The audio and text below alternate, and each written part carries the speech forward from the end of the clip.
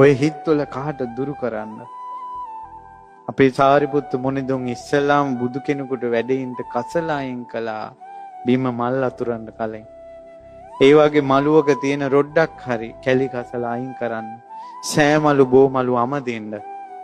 සෑමලු බෝමලු අමදින එක, කැලි කසල දුරු කරවන එක, සුද්ධ කරවන එක, හිත පිරිසිදු වෙන්න, කෙලෙස් බැහැර වෙන්න, නරක ගතිගුණ දුරු වෙන්න උපකාරී වෙන පිනක්. දුවේ පුතේ, උඹලගේ හිතවල නරක ගති තියෙනවා නම්, නරක ස්වභාව තියෙනවා නම්, නරක කෙලෙස් තියෙනවා නම්, ඔය දුරු කරගන්න බණ අහන ගමම්ම කැලි කසල සුද්ධ කිරීමෙන් පින කරපල්ලා. ඒක ඔයාලගේ ජීවිතේට ලොකු ශක්තියක් ඇති කරනවා.